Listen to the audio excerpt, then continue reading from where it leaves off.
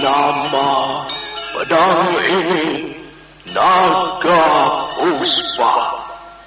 Selamatkan dia. Jangan sampai jatuh ke tangan pendekar berwatak jahat.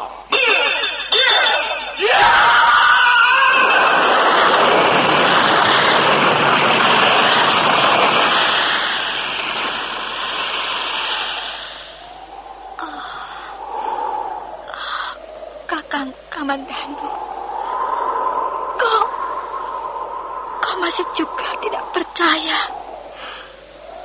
bahwa aku mencintaimu. Meisin, maafkan aku, Meisin. Meisin. Meisin.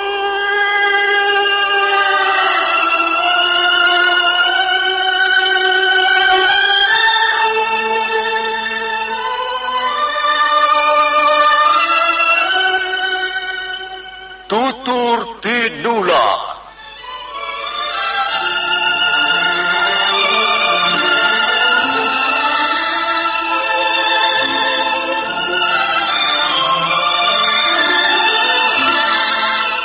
Sebuah sandiwara radio serial, produksi Sanggar Cerita dan Teater Sanggar Prativi.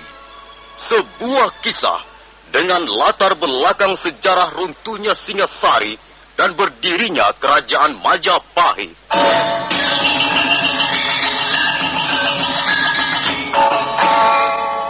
Sandiwara ini didukung oleh pemain-pemain radio yang sudah ternama. Ferry Fadli, Ivone Rose, dan Eli Ermawati.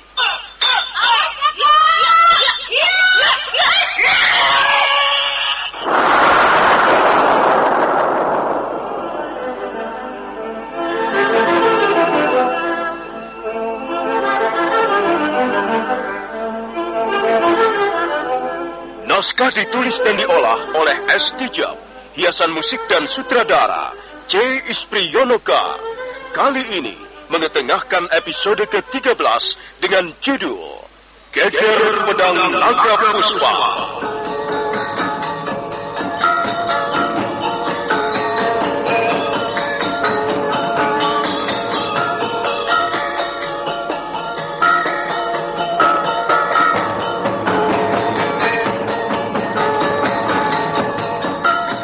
Dalam seri ke-378 ini didukung oleh para pemain Idris Apandi sebagai Ramapati, Heri Stiono sebagai Sang Rama Wijaya, Refli Lubis sebagai Demung Wira, Elias sebagai Gajah Biru, Narto sebagai Rawedeng, Nusri Nurdin sebagai Lembus Sora, Ivone Rose sebagai Sakawuni, Ferry Fadli sebagai Arya Kamandanu, Sono Sugiakso sebagai Empu Lunggah, Lili Nur Indasari sebagai Luh Jinggan, dan Asdi Suhastra pembawa cerita, Selu, Gajah Biru, dan Rakai Mandana.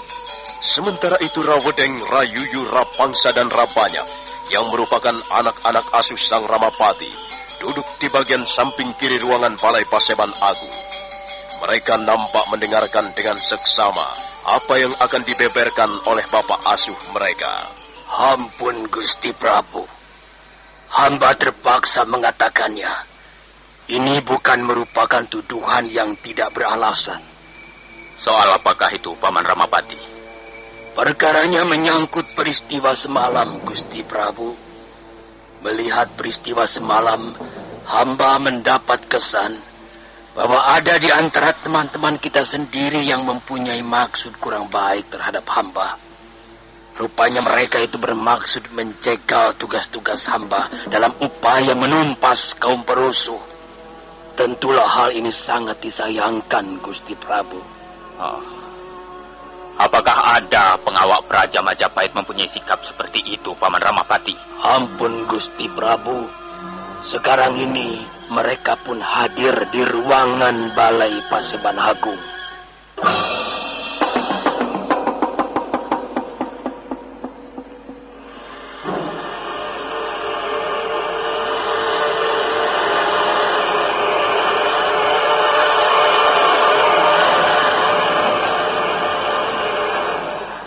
Sang Prabu Kertarajasa Jayawardana nampak tertegun sesaat di singgasananya. Kemudian beliau kelihatan berpikir keras. Keningnya sampai berkerut-kerut. Dan selanjutnya Sang Prabu kembali berpaling ke arah Sang Ramapati yang duduk tepat di hadapannya. Siapakah orang-orang itu, Paman Ramapati? Sebutkan saja nama-namanya. Aku perlu mengetahui. Ampun, Gusti Prabu. Sekali lagi hamba katakan bahwa hal ini bukan merupakan tuduhan yang tidak beralasan. Adapun orang-orang yang hamba maksudkan ialah Rekrian Demungwira dan Gajah Biru.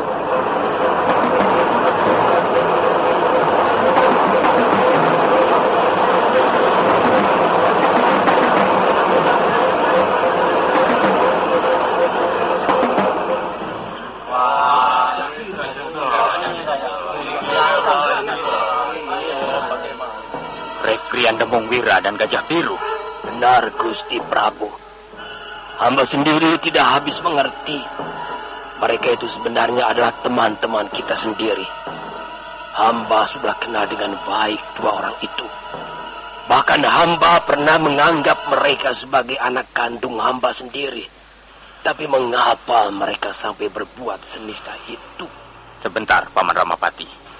Aku akan bertanya kepada Rekrian Demungwira dan Gajah Biru. Silakan Gusti Prabu.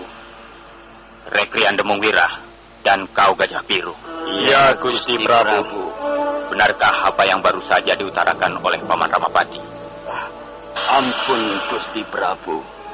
Hal itu tidak benar. Ampun, Gusti Prabu. Apa yang baru saja dikatakan oleh Gusti Ramapati sama sekali tidak benar. Ampun, Gusti Prabu. Seorang pencuri tidak akan bersedia mengakui perbuatannya begitu saja kecuali tertangkap basah. Rekrian Demungwira, cobalah berikan keterangan kepadaku. Baik, Gusti Prabu. Demikianlah peristiwanya. Kami berdua semalam datang ke tempat kejadian. Kami lalu melihat Nini Sakawuni yang masih dalam keadaan tergeletak di lantai lorong. Tidak jauh dari Nini Sakawuni, kami melihat Dewi Sambi yang juga masih dalam keadaan tergeletak. Menurut Nini Sakawuni, dia baru saja bertarung melawan tawanan itu. Dan mereka sama-sama terluka. Dan saat berikutnya, Raudeng, Rayuyu, Rabanyak, dan Rapangsa datang beramai-ramai. Mereka lalu bermaksud membawa tawanan itu begitu saja, tanpa mengindahkan peringatan kami. Ampun, Gusti Prabu. Perkenankanlah hamba langsung menjawab apa yang baru saja dinyatakan oleh Rekrian Demungwira. Silakan, Paman Ramapati. Tapi aku tidak ingin mendengar pertengkaran di antara kalian. Terima kasih, Gusti Prabu. Demungwira, sudah kukatakan beberapa kali bahwa tawanan yang bernama Dewi Sambi itu menjadi hak dan wewenang kami. Karena kamilah yang membawanya jauh-jauh ke Majapahit ini. Tentu saja Raudeng dan teman-temannya bermaksud menjebloskannya kembali ke dalam penjara. Itu sudah sewajarnya. Atau kau mempunyai keinginan yang lain? Misalnya, kau dengan sengaja ingin membebaskan tawanan itu secara diam-diam, ha? Bukan begitu, Gusti Ramapati. Kami hanya ingin bahwa jerih payah kami pun dihargai. Lagi pula, kami khawatir tawanan itu nantinya akan meloloskan diri kembali. Karena itu, kami bermaksud mengawalnya sampai ke pintu ruang tahanan. Apakah benar demikian, Raudeng? Coba kau pun berhak memberikan keterangan. Baik, Gusti Ramapati. Adapun yang baru saja dinyatakan oleh Demungwira sama sekali tidak mewakili peristiwa yang sesungguhnya. Nampaknya Demungwira bermaksud memutarbalikkan kata-katanya semalam. Raudeng, kau jangan menfitnah teman sendiri. Raudeng, kita semua berbicara di hadapan Gusti Prabu Kertarajasa Jayawardana. Dan Gusti Prabu sudah memperingatkan agar tidak terjadi pertengkaran di antara kita. Karena itu, janganlah mengumbar lidahmu semau-maumu sendiri. Peliharalah kata-katamu, Rawedeng. Kita harus menghormati Balai Paseban Agung ini. Aku sudah berkata apa, Gajah Biru? Sepertinya aku belum mengatakan sesuatu apapun juga. Tapi baiklah, sekarang aku baru akan mengatakan duduk perkara yang sesungguhnya. Ampun Gusti Prabu, perkenankanlah hamba mengutarakan kesaksian hamba tentang peristiwa semalam. Silakan, Rawedeng. Ampun Gusti Prabu, memang sebenarnya telah terjadi rebutan tawanan di antara kami, Temung Wira dan Gajah Biru, serta Nini Sakauni bermaksud mengukuhi tawanan itu. Sedangkan kami memihak dan memenang untuk membawanya kembali ke ruangan tahanan. Tapi mereka berusaha mencegah kami semua. Mereka mengatakan bahwa jika kami ingin membawa kembali tawanan itu ke ruang tahanan, maka kami harus lebih dulu berterima kasih kepada mereka dan minta izin kepada mereka. Bukankah hal ini tidak pada tempatnya? Nah, sekarang sudah semakin jelas duduk perkaranya. Nampaknya mereka adalah orang-orang yang gila kehormatan, gila jasa, gila pengakuan. Karena itu kita harus mengalah saja, Rawedeng. Biarlah kita serahkan persoalan ini ke hadapan Gusti Prabu. Biarlah beliau sendiri yang akan memutuskannya. Ampun Gusti Prabu. Kalau sekiranya diperkenankan, hamba juga ingin menyumbang bicara. Silakan Paman Lembu Sora. Hamba tidak percaya bahwa Nini Sakawuni, Rekrian Demung Wira dan Gajah Biru dikatakan sebagai orang yang gila kehormatan, gila jasa, dan gila pengakuan. Hamba kenal baik dengan mereka bertiga. Adi Lembu Sora, kau bicara di pihak yang mana? Tentu saja saya bicara di pihak yang benar, Kakang Ramapati. Saya bicara di pihak Majapahit. Kalau begitu kau harus bersikap adil. Jangan berat sebelah. Kau pikir aku tidak tahu ada maksud-maksud apa di belakang peristiwa ini semua? Maaf, Kakang Ramapati. Saya tidak biasa berkhayal. Dan saya tidak biasa berbicara berputar-putar, berbelit-belit seperti seekor ular. Adi Lembu Sora, aku bersungguh-sungguh. Dalam hal ini aku berani mempertaruhkan harga diriku, kehormatanku, pangkat, kedudukan, dan seluruh milikku. Terus terang, aku curiga peristiwa semalam. Aku mencium sesuatu yang kurang sedap. Entah apa namanya, tapi aku merasakan gejala-gejala yang kurang baik. Mungkin kau harus lebih banyak belajar untuk mempercayai seseorang, Kakang Ramapati. Ini bukan soal kepercayaan, Adi Lembu Sora. Kita semua adalah kawan baik. Tapi kita tidak tahu ada apa di dalam hati kita masing-masing. Apakah itu berwarna hitam, biru, merah, ataupun putih, kita tidak dapat memastikannya. Kita tidak akan mampu membaca tulisan di dalam hati seseorang. Tapi kita mempunyai naluri, Adi Lembu Sora. Jika ada seseorang bermaksud jahat terhadap kita, kita mempunyai naluri untuk merabanya. Jadi bagaimana, Kakang Ramapati? Tegasnya Kakang Ramapati mencurigai bahwa peristiwa semalam merupakan peristiwa yang direncanakan untuk menjegal usahamu, begitu? Aku belum berani memastikannya demikian, Adi Lembu Sora. Aku hanya sangat menyayangkan mengapa ada saja orang ikut campur urusanku. Apakah dia tidak tahu bahwa ikut campur juga berarti mengganggu? Kakang Ramapati, kita semua mempunyai kewajiban yang sama. Ialah mengabdi kepada Gusti Prabu dan mengabdi kepada kebesaran Majapahit. Aku yakin Nini Sakawuni, Rekrian Demung Wira, dan Gajah Biru tidak mempunyai maksud apa-apa. Mereka hanya secara kebetulan melihat seorang tawanan yang melarikan diri dari penjara. Dan mereka merasa terpanggil untuk menangkapnya kembali. Itu saja. Sudahlah Kakang Ramapati. Persoalan ini jangan dipanjang lebarkan. Tidak ada manfaatnya sama sekali. Benar, Paman Lembu Sora. Sudahlah. Kita hentikan saja pertikaian ini. Aku kira semua ini hanya karena kesalahpahaman belaka. Aku ingin memberikan peringatan kepada Rekean Demung Wira dan Gajah Biru, dan juga kau Nini Sakauni. Persoalan mengenai tawanan itu kuserahkan sepenuhnya ke tangan Paman Ramapati. Dan mengenai penumpasan kaum perusuh, kuserahkan sepenuhnya pada Paman Nambi dengan dibantu oleh Paman Ramapati. Segala sesuatu yang menyangkut mengenai kerusuhan kota Majapahit dan sekitarnya berada di tangan beliau ini. Nah, kukira cukup.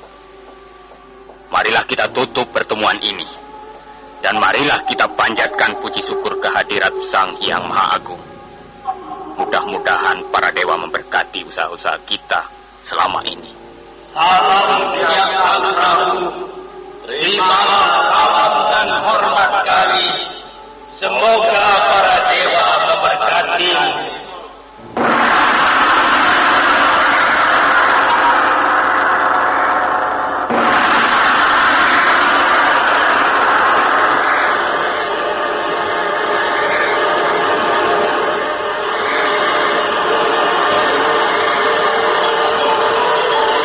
Apa yang sedang merisaukan hatimu, Nini Sakauni?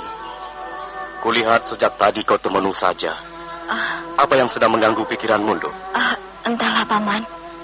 Akhir-akhir ini saya sering merasa kesepian. Kau perlu istirahat, Wuni. Kau perlu berjalan-jalan dan mencari hiburan. Bukan soal itu, Paman. Entahlah, rasanya tinggal di Majapahit menjadi sumpek. Saya tidak kerasan, Paman.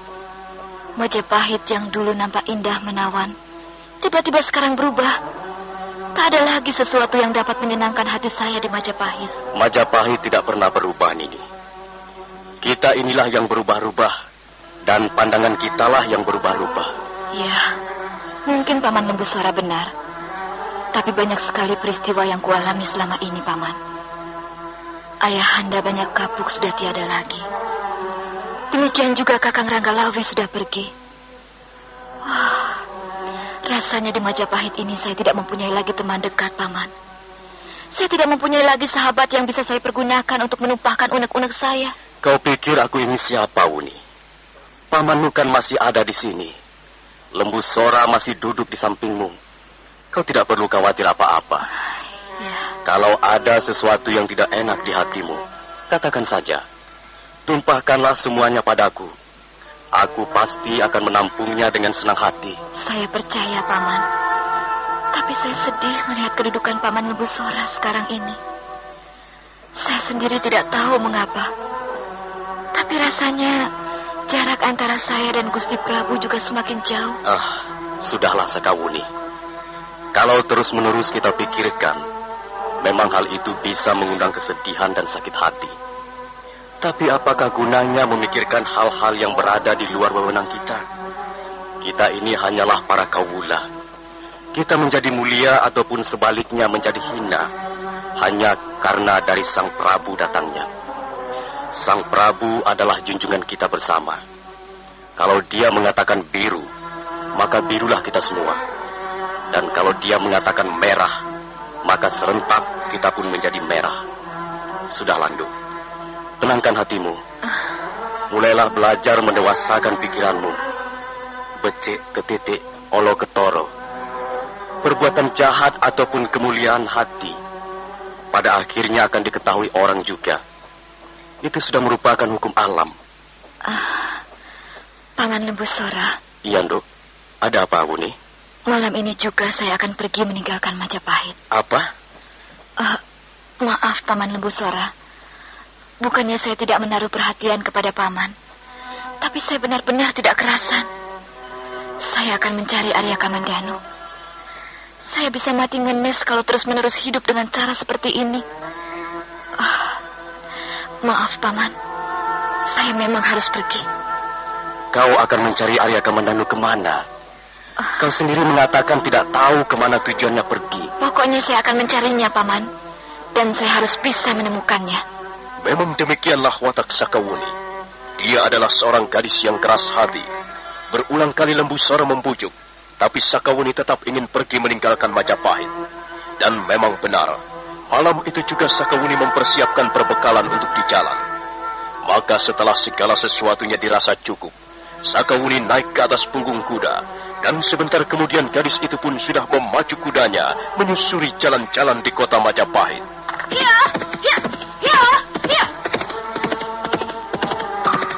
Sementara itu Arya Kamandanu masih terus berjuang melawan pengaruh kekuatan gaib.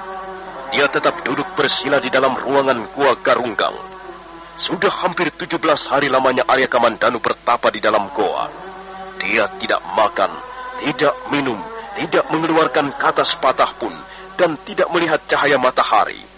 Dia hanya duduk bersila sambil terus-menerus mengucapkan dalam hati mantra-mantra yang diberikan Empu Lunggah. Aku ini makhluk yang tidak memiliki apa-apa. Kaulah yang memiliki rambutku. Kaulah yang memiliki mulut dan lidahku. Kaulah yang memiliki panca inderaku. Kaulah yang memiliki kepandaianku. Kaulah yang memiliki keberhasilanku. Kaulah yang memiliki pikiran-pikiranku. Kaulah yang memiliki sukmaku. Kaulah yang memiliki hidupku. Kaulah yang ada dan selalu bekerja dalam diriku. Kaulah yang maha agung, yang maha perkasa tanpa wujud, yang maha besar tanpa bentuk. Pada siapa kuserahkan segala-galanya. Terjadilah apa yang akan terjadi sesuai dengan kehendakmu semata-mata.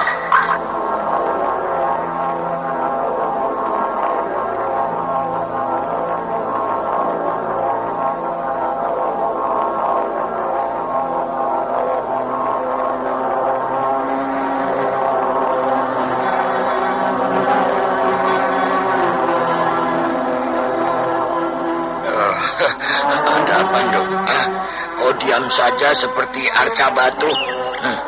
Duk, Jinggan. Ayah. Ayah membuatku terkejut. Kau sedang memikirkan apa? Ayah, kasihan Kakang Kamandanu, Ayah. Mengapa dia belum juga kembali? Jangan-jangan... Jangan-jangan apa? Jangan-jangan dia sudah mati, Ayah. Mati ya, biar saja. Ayah. Ayah kejam sekali. Dia jangan sampai mati, Ayah. Kita harus menolongnya. Mari, Ayah. Mari kita tolong dia. Baiklah, Nduk. Tapi kau harus berpakaian dulu. Nanti sore kita akan menjemput Angger Kamandanu.